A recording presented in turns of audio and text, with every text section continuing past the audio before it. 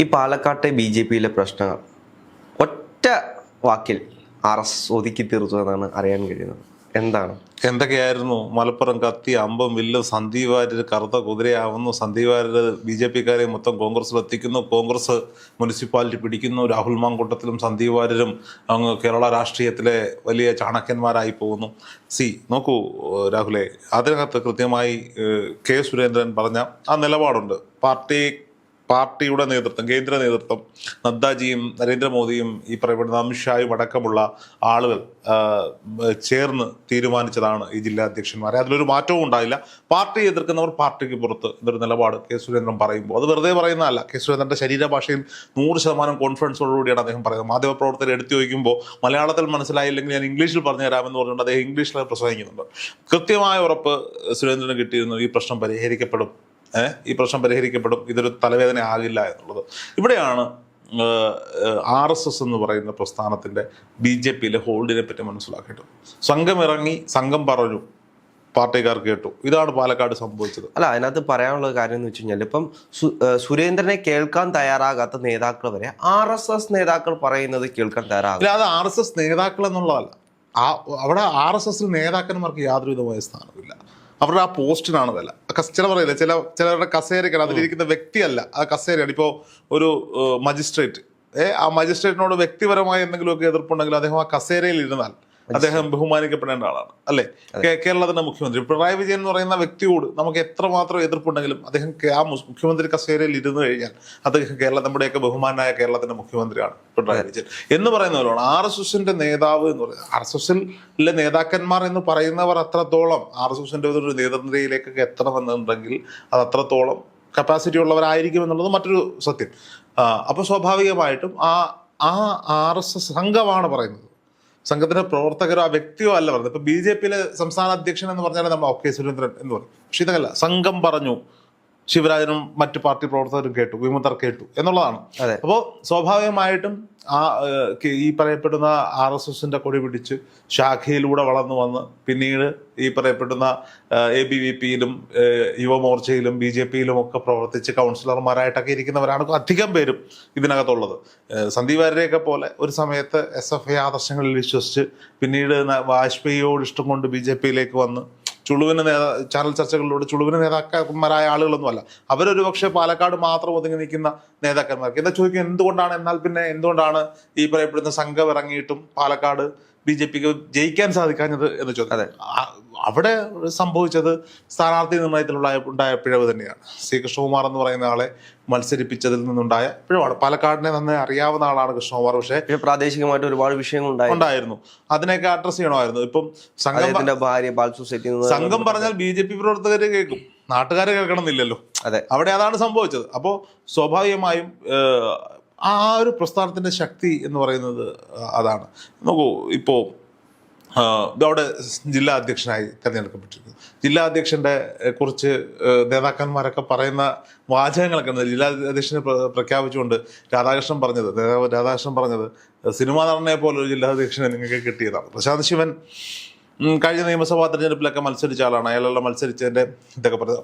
സ്വാഭാവികമായിട്ടും ഒരു യുവത്വം കടന്നു വരുമ്പോൾ പാലക്കാട് അതിൻ്റെതായ ഒരു മാറ്റം ഉണ്ടാകുമെന്ന് പാർട്ടി നേതൃത്വം, കേന്ദ്ര നേതൃത്വവും സംസ്ഥാന നേതൃത്വവും വിശ്വസിക്കുന്നത്. പാലക്കാട് സന്ദീപ് വാര്യർ പോയതിന്റെ ഒരു ക്ഷീണം ഇപ്പോഴും പാലക്കാട്ടെ BJP-യിലുണ്ട്.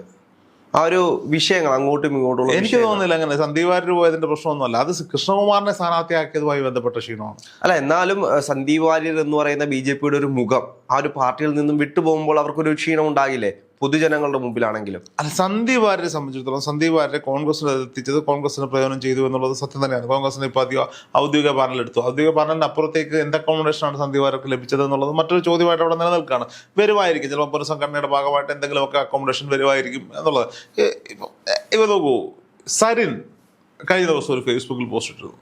പാലക്കാട് ജില്ലാ കമ്മിറ്റിയിലേക്ക് തിരഞ്ഞെടുക്കപ്പെട്ട സഖാക്കന്മാർക്ക് അഭിവാദ്യങ്ങൾ അർപ്പിച്ചുകൊണ്ട് പാലക്കാട് ജില്ലാ കമ്മിറ്റിയിലേക്ക് പുതിയതായി ചേർത്തവരുടെ പേര് അദ്ദേഹം പ്രത്യേകം എടുത്തെഴുതിയിരുന്നു. അതിൻ്റെ അടിയിൽ വന്ന കമന്റൊക്കെ ഇതിനൊക്കെ എന്ത് കിട്ടിയോ അതൊക്കെ കിട്ടിയോ എന്നൊക്കെ ചോദിക്കുകയാണ്. ഇപ്പൊ രാഹുലിന് അറിയാം, രതികുമാർ എന്ന് പറയുന്ന ഒരു നേതാവ് കോൺഗ്രസിനുണ്ടായിരുന്നു. അദ്ദേഹം KPCCയുടെ വലിയ നേതാവൊക്കെ ആയിട്ട് ആളാണ്. KSU രാഷ്ട്രീയത്തിലൂടെ ഒക്കെ വന്ന ആളാണ്. KSUവിന് വേണ്ടിയിട്ട് കൊട്ടാരക്കര വെച്ചിട്ട് വെട്ടേറ്റ ആളാണ്. SFI പ്രവർത്തകരിൽ നിന്ന് വെട്ടേറ്റ ആളാണ് രതികുമാർ. അങ്ങനെ നേതാവായ ആളാണ്. അപ്പോൾ പുള്ളി KPCCയുടെ വലിയ സമുന്നതരായ നേതാവായിരിക്കുന്ന സമയത്ത് സമയത്താണ് പത്തനാപുരത്ത് സീറ്റിനെ ചൊല്ലി തർക്കം ഉണ്ടാവുകയും അദ്ദേഹം CPM-ലേക്ക് പോവുകയും ചെയ്തു. അദ്ദേഹം CPM-ലേക്ക് പോയിട്ട് ഇപ്പോഴാണ് CPM-ന്റെ ഏരിയ കമ്മിറ്റിയിൽ മെമ്പർ ആവാൻ പറ്റിയത്. അതായത് കോൺഗ്രസ് പാർട്ടിയുടെ CPM-നേക്കാൾ എത്രയോ വലിയ പാർട്ടിയാണെന്നേ കോൺഗ്രസ് പാർട്ടി രാജ്യത്ത്, ഇന്ത്യ മഹാരാജ്യത്ത്. ആ പാർട്ടിയുടെ സംസ്ഥാന കമ്മിറ്റി അംഗമായിരുന്ന ഒരു മനുഷ്യൻ CPM-ന്റെ, അതായത് കേരളത്തിൽ മാത്രം ഇന്ന് പ്രവർത്തനമുള്ള ഒരു പാർട്ടിയുടെ ഒരു ഏരിയ കമ്മിറ്റി, അതാണ് ആ പാർട്ടിയുടെ സിസ്റ്റം. ഞാൻ അതിനെ കുറ്റം പറയല്ല. CPM-ന് അവര് പെട്ടെന്ന് ഒരാൾ വന്നു കഴിഞ്ഞാൽ അയാളെ അവിടെയാണ് അതാണ് വേണ്ടത്, എന്നാണ് ഞാൻ പറയുന്നത്. അങ്ങനെ തന്നെ വേണം. ഇപ്പൊ BJP സംബന്ധിച്ചിടത്തോളം BJP-യിൽ ആര് ചെന്നാലും BJP അന്നേരം ഒരു സംസ്ഥാന സെക്രട്ടറി പദമൊക്കെ കൊടുക്കും. ഇപ്പൊ സെലിബ്രിറ്റികളൊക്കെ പിന്നീട് അവരുടെ ആവശ്യം കഴിഞ്ഞാൽ പിന്നെ അവർക്ക് അവരെ വേണ്ടെന്നുള്ളതാണ്. അവർക്ക് ക്വാളിറ്റി ഇല്ലെങ്കിൽ എത്രയോ പേര് നോക്കൂ, രാജസേനൻ പോയി, എവിടെ ഭീമന്റേക്ക് പോയി, തിരിച്ച് ഇടതുപക്ഷത്തേക്ക് പോകേണ്ടി വന്നു. പത്മജ വേണുഗോപാലിനെ പോലും കാണാനില്ല. പിന്നെയും ഈ സജീവമായി നിൽക്കുന്നത് മേജർ രവിയെ പോലെയുള്ള ആളുകളാണ്. എത്രയോ സെലിബ്രിറ്റികളെ അവർ പാർട്ടി മെമ്പർമാരാക്കി. ഇവരൊക്കെ എവിടെ? ആന്റണിയുടെ മകൻ അനിൽ ആന്റണി ഡൽഹിയിൽ കേന്ദ്ര സർക്കാരിന്റെ എല്ലാ IT റിലേറ്റഡ് ആയിട്ടുള്ള വർക്കുകളിലും അനിൽ ആന്റണിയുടെ കൈയിടത്തിലുണ്ട്. സോഷ്യൽ മീഡിയ മാനേജ്മെന്റിലും ഒക്കെ. കേരളത്തിൽ അറിയപ്പെടാതെ, കേരളത്തിൽ അറിയണ്ട, അയാൾ നല്ല രീതിയിൽ അവിടെ പണം ഉണ്ടാക്കുന്നുണ്ടെന്നാണ് നമുക്കറിയാൻ കഴിയുന്ന വിവരങ്ങൾ എന്ന് പറയുന്നത്. അനിൽ ആന്റണി കൃത്യമായി അവിടെ കാര്യങ്ങൾ ചെയ്യുന്നുണ്ട് എന്നുള്ളതാണ്. അപ്പോൾ സ്വാഭാവികമായും CPM-ന്റെ ഒരു രീതി അതാണ്. അപ്പോൾ സരിനെ ഇതിലെങ്ങും എടുത്തിട്ടില്ലേ അവര്? സരിനെ എവിടെയും അവിടെയാണ് ഇപ്പൊ സന്ദീപ് വാര്യരെ കൊണ്ടുവന്ന് സംസ്ഥാന വക്താവായി. അത് പോരാ എന്നൊരു ശ്രുതി അവിടെ ഇവിടെയൊക്കെ അതിൽ കൂടുതൽ കൊടുക്കും കോൺഗ്രസിനെ സംബന്ധിച്ചിടത്തോളം സ്ഥാനമാനങ്ങൾ കിട്ടാൻ കോൺഗ്രസ് ആണ് ഏറ്റവും ബെറ്റർ പാർട്ടി എന്നുള്ളത് എല്ലാവർക്കും അറിയാം. അത് ഒരു പരിധിവരെ നല്ലതും ഒരു പരിധിവരെ മോശവുമാണ്. അപ്പൊ BJP സംബന്ധിച്ചിടത്തോളം ഒരുപാട് പേരുണ്ടല്ലോ. കെ സുരേന്ദ്രൻ ചോദിച്ചൊരു ചോദ്യത്തിന് മറുപടിയില്ല. CPM-നും ഇല്ല, കോൺഗ്രസിനും ഇല്ല. ഞങ്ങൾ 4 വനിതകളെ ജില്ലാ അധ്യക്ഷന്മാരാക്കി.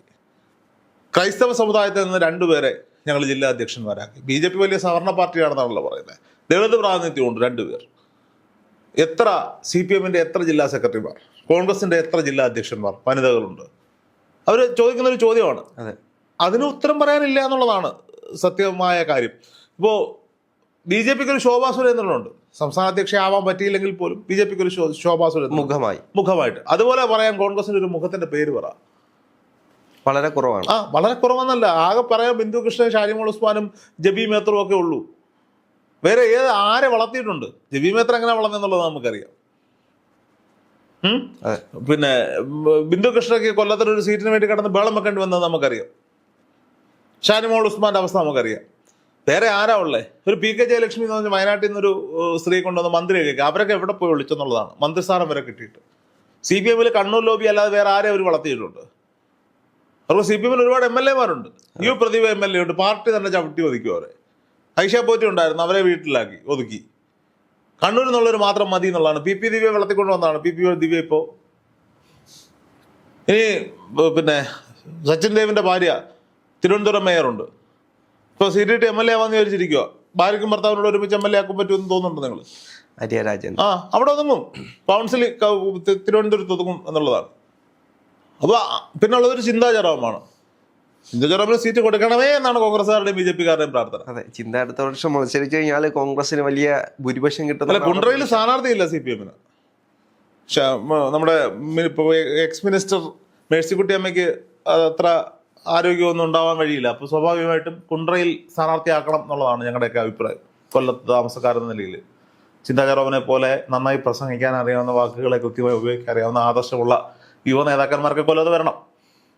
അപ്പോൾ സ്വാഭാവികമായിട്ടും BJP എടുക്കുന്ന ഓരോ തീരുമാനങ്ങളും അത് സംഘത്തിന്റെ ആശീർവാദത്തോട് തന്നെയാണ്. സംഘത്തിന് അറിയാം പ്രവർത്തകരെ എങ്ങനെ നിർത്തണം, എവിടെ നിലയ്ക്ക് നിർത്തണം എന്നുള്ളത്. സന്ദീപ് വാര്യർ RSS-കാരനല്ലാത്ത BJP-കാരനായിരുന്നു. അവിടെയാണ് മണിവേൽ പാളിപ്പോയത്. അതുകൊണ്ട് പ്രശ്നങ്ങളെല്ലാം ഇപ്പോൾ സോൾവ് ആയില്ലേ? പ്രശ്നങ്ങൾ സോൾവ് ആയി. ആർക്ക്? BJP-ക്ക്. സുരേന്ദ്രൻ വീണ്ടും സ്റ്റാറാവുകയാണ്. കേന്ദ്രത്തെ സംബന്ധിച്ചിടത്തോളം ഒരു വലിയ പ്രശ്നത്തെ സുരേന്ദ്രൻ സോൾവ് ചെയ്തിരിക്കുന്നു. എന്നിട്ടാണ് ഇവിടെ പറയുന്നത് സുരേന്ദ്രന്റെ സംസ്ഥാന അധ്യക്ഷ സ്ഥാനത്ത് നിന്ന് മാറ്റുമെന്ന്. കണ്ടറിയാം.